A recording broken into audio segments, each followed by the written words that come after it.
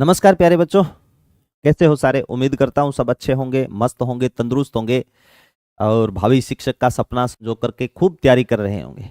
आज लाडलो एक छोटा सा वीडियो है, छोटा सा सेशन है महाराणा कुंभा से संबंधित। उनकी तमाम बातें मैं आपको बता देता हूँ कि महाराणा कुंभा की उपाधियां कौन कौन सी थी, महाराणा कुंभा के दरबार में विद्वान कौन कौन से थे, ये आपको ध्यान में रखना है। देखो, महाराणा कुंभा के अगर शासनकाल पूछे तो 1433 से लेकर के लाडलो 1468 तक था। ठीक है। उपाधियां, महाराणा कुंभा के पास में बहुत सारी उपाधियां थी बेटा, लगभग 120 उपाधियां थी।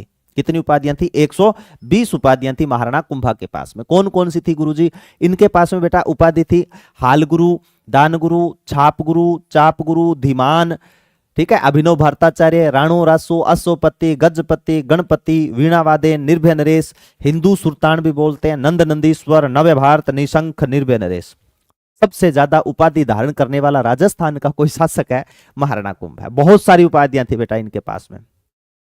तो महाराणा कुंभा को हाल गुरु, दान गुरु, छाप गुरु, अभिनव भट्टाचार्य, राणो रासो, तोडरमल, अश्वपति, गजपति, गणपति, छाप गुरु, चाप गुरु, धीमान, नंद नंदीश्वर, नव्य भारत, निशंख, निर्भय नरेश, आदिवराय, परम भागवत, वीणा वादेन, ये उपाधियां इनके पास में थी। वीणा वादेन परम भागवत की उपाधि नहीं लिखी। वीणा वादेन और कौन से बेटा? परम भागवत, परम भागवत, ठीक है, ये उपाधि इनके पास में थी। निशंक, निर्भय नरेश, आदिवराय, ये उपाधि किसके पास में थी? महाराणा कुंभा के पास। महाराणा कुंभा के दरबार में विद्वान कौन से थे? तो महाराणा कुंभा के दरबार में विद्वान थे बेटा मंडन, जिसने कुंभलगढ़ दुर्ग का निर्माण करवाया। कुंभलगढ़ दुर्ग का निर्माण महाराणा कुंभा ने करवाया। इसका शिल्पी कौन था? तो इसका शिल्पी था बेटा मंडन। महाराणा कुंभा ने कुंभलगढ़ दुर्ग का निर्माण अपनी पत्नी की याद में करवाया था, कुंभल देवी की याद में, जिसे मेवाड़ के राजाओं की शरण स्थली कुंभलगढ़ दुर्ग, कुमथाना दुर्ग, बेरों का दुर्ग, आत्मनिर्भर दुर्ग, मारवाड़ की छाती पर लटकी हुई तलवार, मेवाड़ के राजाओं की शरण स्थली आत्मनिर्भर दुर्ग, बेरों का दुर्ग, उस दुर्ग का शिल्पी कौन था?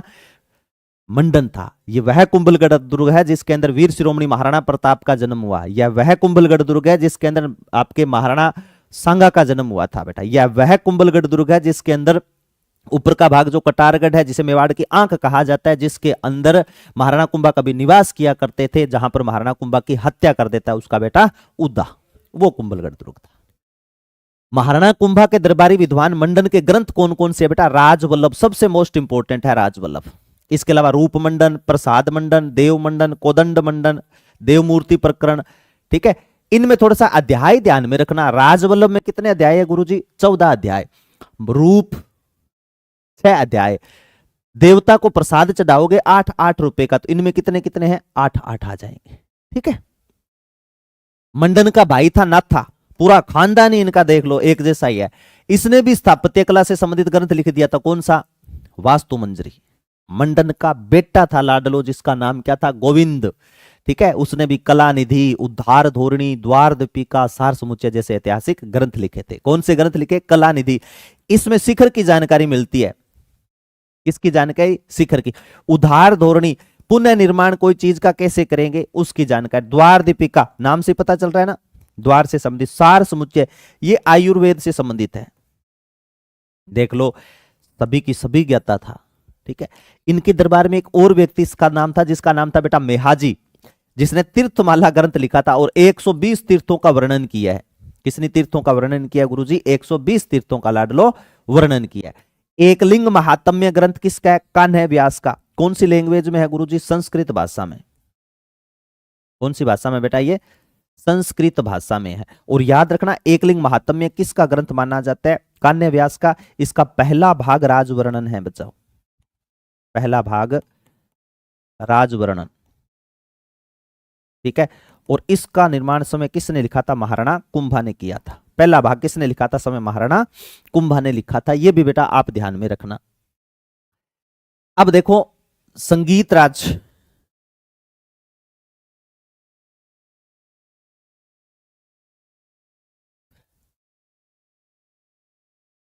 हाँ ठीक, यहां लिखना था, ये ला बेटा, ठीक है। अब देखो यहां याद रखना,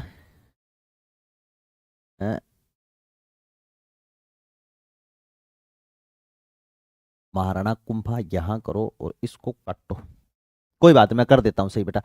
संगीत राज आप याद रखना, महाराणा कुंभा भी अच्छा प्रकांड विद्वान था। और महाराणा कुंभा के भी बेटा ऐतिहासिक ग्रंथ है, ध्यान में रख लेना, ठीक है। महाराणा कुंभा के कौन कौन से ग्रंथ है? महाराणा कुंभा का लाडलो सबसे बड़ा ग्रंथ कोई माना जाता है ना महाराणा कुंभा का, वो कौन सा माना जाता है गुरुजी? संगीत राज। और संगीत राज के कितने भाग है बेटा? 5 भाग। और 5 भाग में कौन कौन से नाम होंगे? पाठ्य कोश, नृत्य कोश, गीत कोश, नृत्य कोश, वाद्य कोश। ये 2 बार लिखा गया, तो मैं यहां काट देता हूं।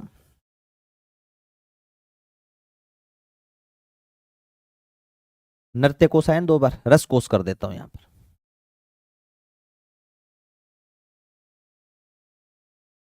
कौन सा आ जाएगा? रस कोश।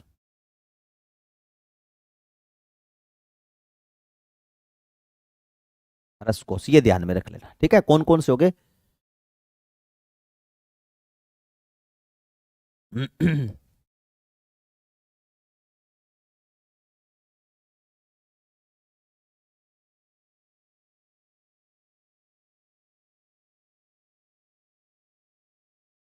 रस कोश, ये याद रख लेना। और कौन से थे महाराणा कुंभा के ग्रंथ? संगीत मीमांसा है बेटा, ठीक है। संगीत रत्नाकर है, कामराज रत्तीसार है, सूड प्रबंध है। कुंभा के 4 नाटक कौन सी भाषा में लिखे हुए हैं? मेवाड़ी भाषा में।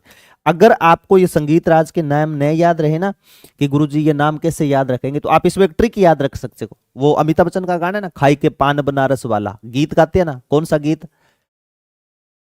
पान बनारस वाला। यहां लिख देता हूं ना, गीत कौन सा गाएंगे? पान बनारस वाला, पान बनारस वाला। ये लो, ठीक है। गीत कोश हो गया, ये देखो बेटा, पाठ्य कोश हो गया, नृत्य कोश हो गया, ठीक है, वाद्य कोश हो गया, और रस कोश हो गया। 1 2 3 4 5 आप इनमें मिलान कर सकते हो, है ना। महाराणा कुंभा की बेटी थी रमाबाई, जो संगीत की विदुषी थी बेटा। किसकी विदुषी थी? संगीत की विदुषी थी। उसे महाराणा कुंभा ने एक उपाधि दी थी, वागेश्वरी की उपाधि। महाराणा कुंभा के दरबार में और भी बहुत सारे विद्वान थे, सोमदेव सूरी, सोम सुंदर सूरी और तिलक भट्ट। ये महाराणा कुंभा के दरबार में और विद्वान थे बेटा। महाराणा कुंभा अच्छे व्यक्तित्व थे, अपने कटारगढ़ दुर्ग में रह रहे थे, ठीक है। कि महाराणा कुंभा कहते हैं बैठते थे ना तो भी 5 फीट के थे। आप खड़े हो, ये खड़े होते थे, पता नहीं कितने फीट के लगते होंगे, है ना। तो बैठे की हाइट थी, शिवलिंग बना हुआ, उस पर बैठ करके जल चढ़ाते थे। तो कहते हैं पीछे से वार करता है इनका बेटा, जिसका नाम होता है उदा। और उदा ने किसको मौत के घाट उतार दिया? महाराणा कुंभा को 1468 के अंदर। आज भी कटारगढ़ वहां पर मेवाड़ के कटारगढ़ में लाइनें खुदी हुई है कि उदा बाप ने मारजे, लिखियो लाभे राज, देश बसायो रायमल, सरियो ने एको काज। तो मेवाड़ का पितरहंता उदा माना जाता है। ये बेटा तमाम बातें याद रख लेना। छोटा सा सेशन था, महाराणा कुंभा से संबंधित आपको 1-2 प्रश्न जरूर मिलेंगे। मिलते हैं इसी एक और वीडियो के साथ में, तब तक के लिए सभी बच्चों को नमस्कार, जय हिंद, जय भारत।